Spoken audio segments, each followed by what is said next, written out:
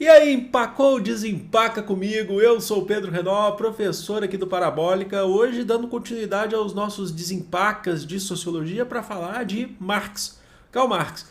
Então já se inscreve no canal se ainda não for inscrito, lembrando que os links aqui de redes sociais, onde eu aviso tudo, estão aqui na descrição e no primeiro comentário fixado. E os textos que eu coloco nas tarjas aqui, eu coloco na descrição para vocês também. Vamos lá então começar a falar de Marx aqui, de mais ou menos em 5 minutos. O método apresentado por Karl Marx aí na teoria da sociologia, que é importante todo mundo saber, é o chamado materialismo histórico e dialético. O que isso significa? Na prática, o que significa? Significa que o Marx e o Engels, eles entendiam que a sociedade, principalmente dentro do capitalismo, eles se preocupam muito em estudar o capitalismo, ela é muito baseada, as relações sociais são muito baseadas principalmente na relação de produção entre as pessoas, os trabalhadores, o modelo produtivo daquela sociedade. E para ele, essa é uma questão material, é uma questão de materialismo, de materializar. E essa relação, ela é dialética, o que significa que ela é contraditória. Significa que alguns têm mais, outros têm menos, os que têm menos são a maioria, tem que trabalhar pra caramba. E para o Marx, no método materialismo histórico dialético, essa sociedade só se transforma através das mãos humanas, só através da vontade das pessoas. Essas pessoas precisam entender que são sujeitos históricos. Nós precisamos entender, não são essas pessoas. Nós precisamos entender. E aí ele coloca para a gente dois conceitos importantes. Conceito de estrutura e conceito de superestrutura. O que é estrutura? É justamente a relação de produção dessa sociedade.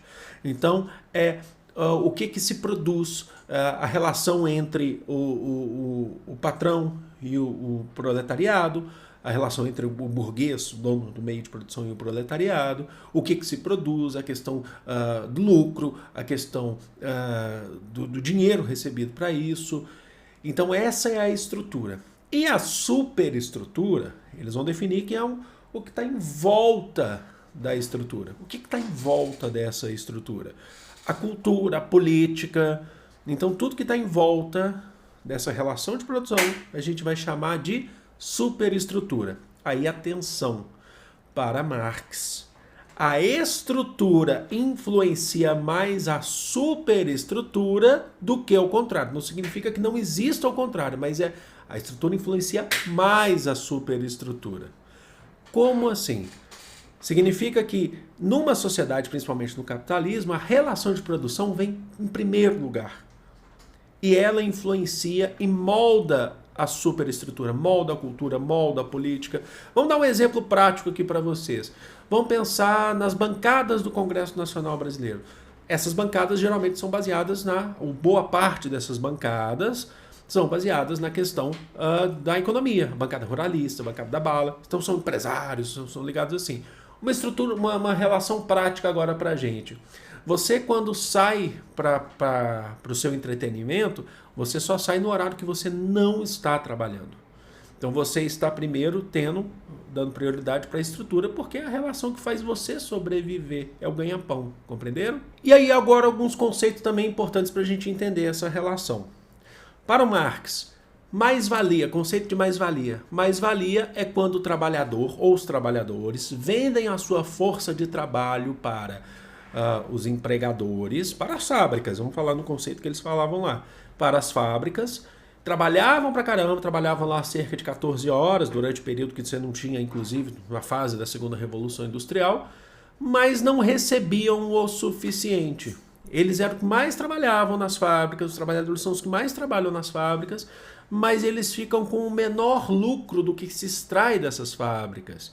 O maior lucro, ou a mais-valia, fica com os donos das fábricas. Compreenderam? Esse é o conceito de mais-valia. Então é uma relação injusta, porque quem trabalha mais fica com menos. Outros conceitos importantes. Alienação. Esse trabalhador está alienado. Significa que ele está alheio às condições que estão acontecendo naquele momento. Ele simplesmente se preocupa só em trabalhar para produzir mais, para poder ganhar aquele pouco que ele recebe, mas ele não faz nada para transformar essa sociedade, porque ele está alienado. O próprio salário que se coloca, fala assim, você vai receber esse salário por mês, e para você basta. Você tem que continuar trabalhando para receber. Ele fica alienado, ele não percebe que ele é o sujeito histórico que precisa se transformar. O Estado aliena, segundo Marx, a igreja aliena, faz tudo para que o trabalhador não se organize para mudar a sua realidade. E aí a gente tem também o conceito de fetichismo da mercadoria, que é muito importante. O que é o fetichismo da mercadoria? É quando você tem um produto, uma mercadoria, você tem um produto nas suas mãos, mas você não se preocupa, são conceitos que estão totalmente ligados, todos esses. Mas você não se preocupa em como esse produto vai chegar na sua mão. Você só faz parte, você só recebe o produto final porque você pagou por esse produto final. Mas você não percebe o tanto de trabalhador que foi explorado, que ganharam muito pouco para receber ali. Em alguns casos, vamos pensar nos dias atuais, por exemplo, num tênis, você tem até trabalho análogo à escravidão, já teve denúncias sobre isso, e esse produto chega nas suas mãos, você só quer saber da qualidade desse produto, utilizar esse produto. Mas para ele chegar nas suas mãos, teve todo um processo de exploração da classe trabalhadora. Isso é o que a gente vai chamar de fetichismo. É uma questão fantasmagórica, é uma questão metafísica, vamos dizer assim, que você precisa olhar para trás e ver o que se passou. Você ignora, você só quer o produto nas suas mãos. Entendendo tudo isso, em linhas gerais, a gente define então que Karl Marx, em linhas gerais, ele defende que a classe trabalhadora precisa se organizar para mudar a sua realidade. Então é bem o contrário do que seria, por exemplo, o positivismo, que fala, não, é tudo automático, é natural. Não é natural para o Marx, isso depende da gente. Então, por exemplo, eles vão falar, Marx e Engels vão falar que durante todo o processo, a história nada mais é do que a história da luta de classes, que a burguesia do final da Idade Média, na Baixa Idade Média, foi revolucionária, que acabou com o feudalismo. A burguesia também, os iluministas também foram revolucionários, porque começaram a derrubar um antigo regime. E agora é a hora da classe trabalhadora se organizar para acabar com essa burguesia que assumiu o poder da estrutura, né? Os meios de produção. Então, como Marx e Engels dizem lá, por exemplo, nas teses a Fernebach, eles dizem assim, abre aspas, os filósofos até agora se preocuparam em interpretar o mundo de várias formas. Os filósofos se preocuparam em interpretar esse mundo. Cabe a nós transformá-lo. Espero que vocês tenham curtido, espero que vocês tenham gostado. Eu vou ficando por aqui, eu amo vocês, é de coração. Um grande beijo. Fui! Não é natural para o Marx, isso depende da gente.